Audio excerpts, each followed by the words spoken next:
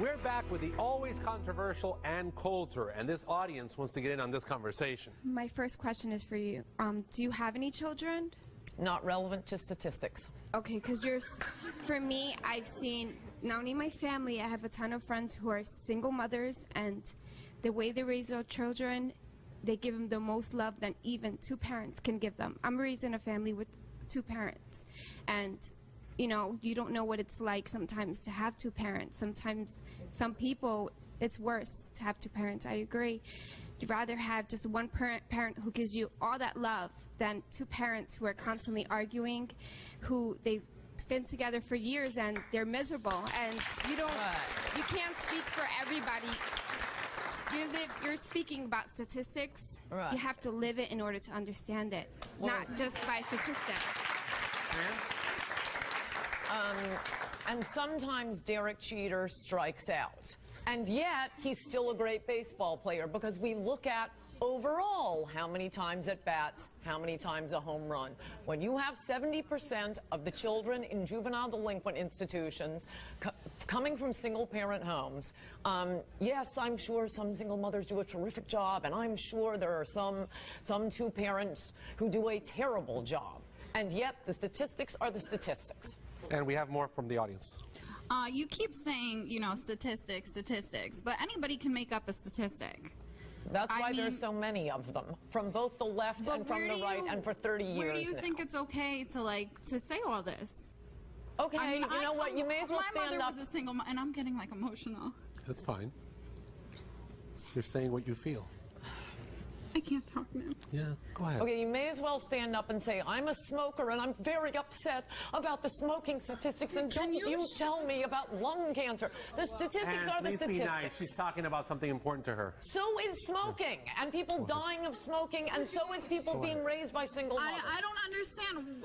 Standing up and saying, I'm a single mother and you can't say that is not an argument. Tell her about your mom. I didn't say that I was a single mother. I come from a single family. Okay, I'm not a came from a rapist. I'm not a murderer. Don't yell at me about what the smoking statistics are.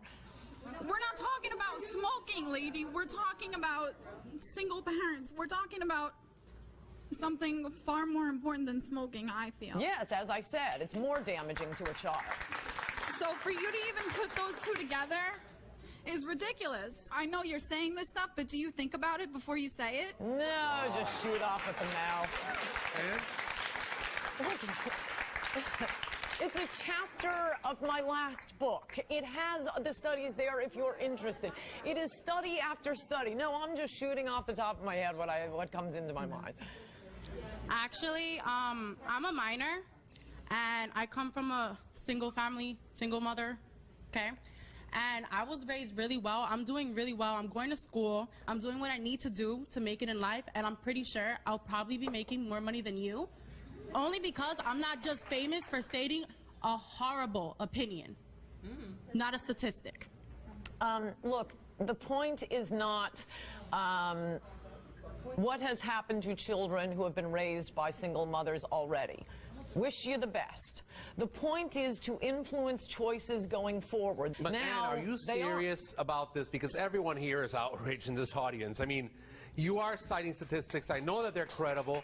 But what we're hearing here is you've kind of focused this approach, you know, anti-single mothers. Do you really believe all of that stuff? Who's the Christian here, Father? I care about the children. I care about how they are raised. And for you to be encouraging women to have children out of wedlock and discouraging them from being sent to nice adoptive homes, I find shocking. First of all, you are nobody to pass judgment because half of us didn't even know who you were until today. Second, I am a single mother. And I am a great parent. I own a business. I go to school full-time. My daughter is smart. She is happy. I'm a mother and a father. And I am great parents. We should be questioning how well-adjusted you are.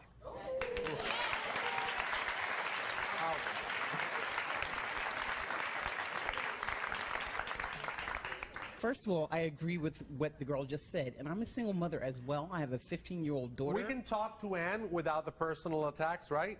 I think we need to be balanced here and not take it from one extreme to the other, because then, you know, we're blaming her for doing something that now we're doing ourselves, and we're going back and forth. And perhaps part of the problem we have in our society today is we can't debate and talk to people who think differently than we do. And that's part of the issue here. Yes. Okay, with that said, I am a single-year-old daughter, private school, ever since she was in the kindergarten. I hold it down, no welfare, no nothing. I work full-time. She goes to school full-time. She wants to go to Harvard, distinguished honor roll. I mean, so is that directed towards me being a single mother as well? I come from a two-parent family myself, but I do very well with my child. No help, just me, and I do own a business as well. And the father was totally absent. What father? See, Ann, this is my issue, and I think that we've talked about this during the break. I was asking you, what about all these absent dads? Do you ever say anything about them? I think I've answered that. We don't have a society and a culture that celebrates them and encourages fathers to leave the women they have impregnated. When you start having movies and glamour magazines and the court system glamorizing deadbeat dads, but in fact we call them deadbeat dads. And I wish single mothers all the luck in the world. Very helpful having you all stand up and insult me. You are proving to me that you are fantastic mothers. Okay, A, I don't know where you're getting your statistics. B, I think if you're not the one carrying that child for 9 months and feeling that baby kick inside you, you know, it's easy for you to say when you're not that person carrying that baby. And C, my mom was a single mom. I never met my dad. He went bye-bye. Never met him. She raised me. She was the mom. She was the dad. I never wanted for anything. She gave me everything I had. I am 36 years old. I have a family of my own now. I have a 12-year-old, and I'm back in school now. I'm very successful, so I really don't know where you're getting this. I just don't know how you expect me to answer when I have a full chapter of this book with every footnote telling you where I got it. You want to know where I got it? You can look up the studies. I mean, you can stand up, find your own study, but there isn't one. Okay, I want to thank you, Ann, for being with us. I know that everything that has gone on here is very controversial. We're listening to different opinions, and obviously Ann's new book is demonic. Controversial too, once again, and we want to thank you for being here with us and taking the time to be on Father Albert today. And now, my friends, I want to hear your thoughts. Go to FatherAlbertShow.com and check out our homepage. We'll be right back.